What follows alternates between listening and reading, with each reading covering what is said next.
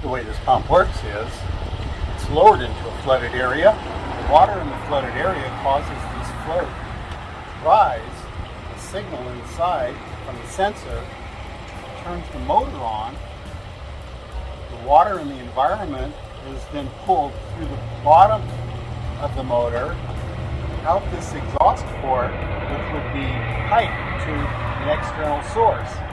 When the water level is allowed to lower the float once more to the original position, the sensor will then stop the signal to the motor, causing it to stop and stay in the rested position until the water level rises again. The power comes from regular household 110 voltage supplied to the pump motor by its power cord. As an example, attach some piping, get the water out, plug it into the nearest outlet. You can take this pump and lower it into this 5,000 gallon pond, and in about less than 10 minutes this 5,000 gallon pond will be dry.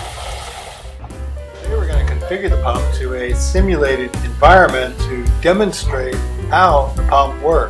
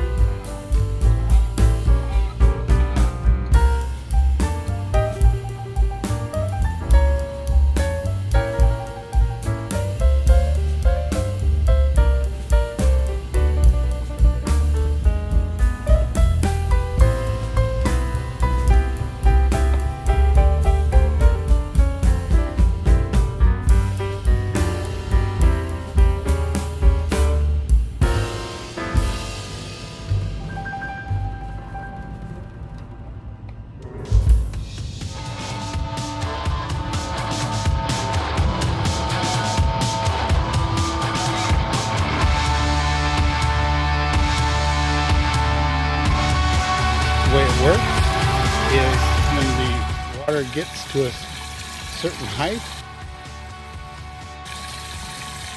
it's going to rise to a level that it will trigger the pump itself, and the water will be forced out of the pipe. It's a pretty good system, easy to plumb in. I think it's about ready to kick off now. You should see it. We're hoping that pipe stays in place. I didn't put it in there very tightly. There it goes. Boom!